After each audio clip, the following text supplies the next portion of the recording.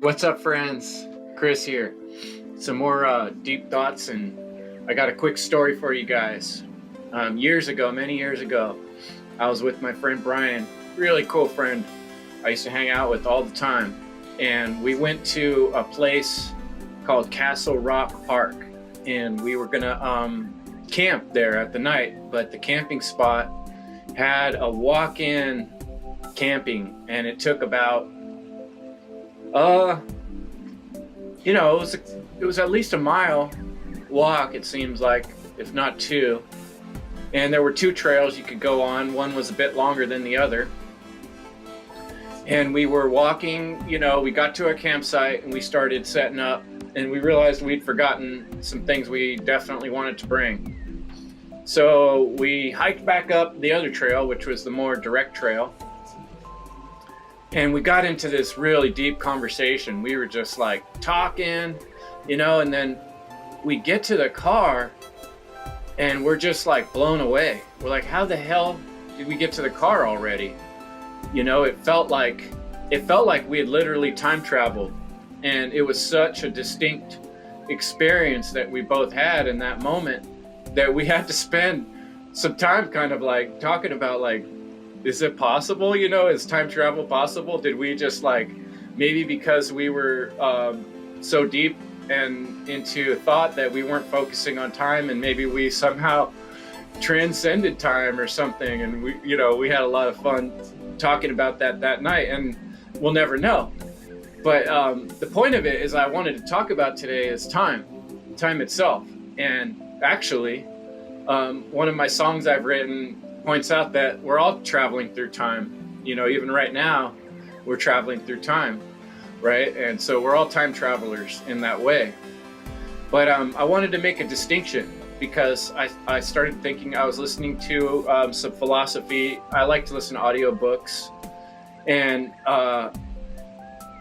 talking about time, here's an interesting thing. If you think about an XY graph, like that, where we're at in our experience of being alive and living is we're at the crossroads, literally across of time and space in the grand scheme of things. And it's a pretty miraculous and amazing thing in that in any one nanosecond, it's already changing. It's already not that same nanosecond anymore that I just was talking about, and no longer, that past one kind of no longer exists in the most real sense. The only thing that is real is the exact particular focus of right where we're at right now. And whatever just happened is now just past in history. And it's a construct of our mind that we can't ever completely 100%, even if I was filming it, like in this case, I can go back and see a lot of the details. It's not the same thing. It doesn't show how my fingers were feeling, or what was going on inside of my guts, or what was going on in the room next to me that wasn't making sound, that wasn't recorded. So there's a lot going on in every moment that could later be confirmed that we'll never experience quite in the same way. And sort of like a little tangent, I've often thought about that, when we have memories or we look at pictures or talking about something with someone, remembering something from the past, it's like, it often occurs to me that we can't remember how we were exactly feeling in that moment. Even a moment we were really happy, like I remember being with my best friend on that hike, having this great conversation. I don't remember if I had a little hangnail at that time that was bugging me, or my toe hurt, or maybe I had a little tiny bit of a headache or something, or the wind was blowing in my ear. There's all these little factors and aspects of reality that come into play in that exact real moment that will never be remembered or contained in any memory. So that shows just how real and fantastic the moment we're in. The intersection of space and time is such a mind-blowing thing when you think about it that way. But before I end this video, I kind of wanted to get to an important point, and that is that kind of like, we use this saying, apples and oranges, right? They're both fruit, but apples are distinctly different from oranges, where if you had a red apple and a yellow apple, they're both apples. But if you had a red apple and an orange, well, we kind of define those things differently, right? And in that same way, I've realized that space and time, this thing I'm talking about, this intersection, is apples and oranges in the modern world. And here's why. The way we think of time is like our clocks, our watches, like a wristwatch on our arm. But that type of time is totally a construct of our imagination. It's a measurement tool that we use for practical reasons, to meet people in a certain place at a certain time. But it's totally, in a way, as far as life goes, and unnecessary and irrelevant to the greater scheme of time in the universal sense. And so let me give you an example of what I mean.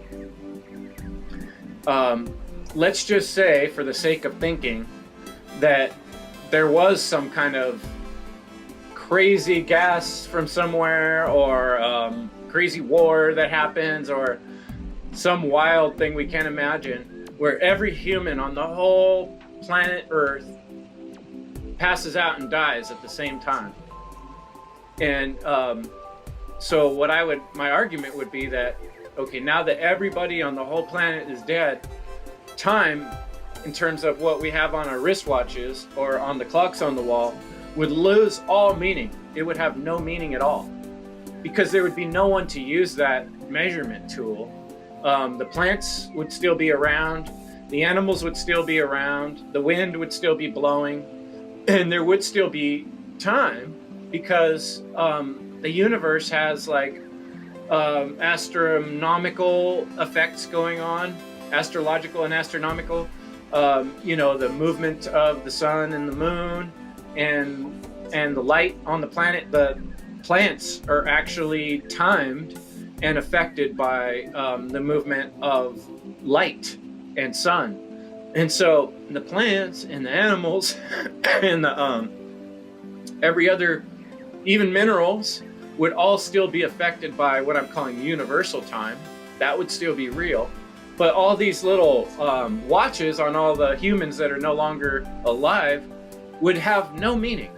And so the time that we think of with our measurement tools, like it's 11 o'clock a.m. right now when I'm recording this, it means nothing. And it's apples and oranges compared to space time or space. And then I have a lot more I'd like to say about space, but I think I'll hold that for the next video, because there's a lot to think about just here with time. And the reason it's important is because we get so used to the time that we use, the clocks and the watches and our calendars, that we kind of think, oh, it's something very real. But when you put it into perspective, it's very much a construct. And I've often imagined, here's my joke I like to tell, is like, especially considering calendars, like we don't have to have time broken up the way we have it. We could break it up differently.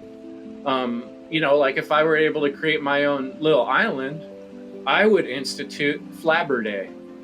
And what's Flabber Day, you might ask? I would say it goes like this: Monday, Tuesday, Wednesday, Thursday, Friday, Flabber Day, Saturday, Sunday.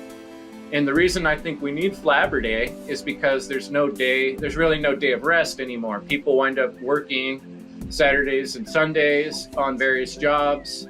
And I think it would be cool just to add Flabber Day and say to everybody, we all agree at the same time, hey, nobody has to do anything on Flabber Day, right? Can't we just have a day where we don't do anything to just give us all a break so we could be less stressed out?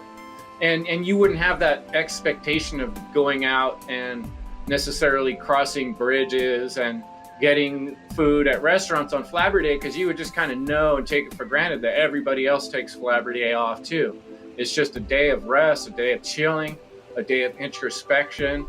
And what would that do to humans around the world in terms of the space that we live in and how we treat one another and our stress levels. You know, if we instituted Flabber Day, we would have this whole extra space that we created to, you know, have a little more conversation with each other, to have a little more introspection, to have a little more comfort, right? So I don't expect this to happen tomorrow. Tomorrow's Friday, so Flabber Day would be the next day. But hey, maybe the more of us that discuss these types of ideas, we could actually punch a hole in the fake time continuum that's been created, and we could kind of expand our awareness and expand our ability to experience this awesome, amazing moment that we get to live and be alive. So perhaps my next video or the one after will dive a little bit more into space, and I have a lot more symbology I'd like to discuss with that graph of space and time. It actually makes a cross, which can symbolize the human body, you know, with the arms sticking out, or it could symbolize like the horizon and the path of the sun or the moon as they intersect. That is a symbol of rebirth, of finding new life. And every moment is a symbol and an opportunity to seize the day and grab a hold of our life and create something that's never been created before. So here's to deep thoughts, creating new connections, and being thankful for the time and the space that we have here. Thanks for listening, folks. High five.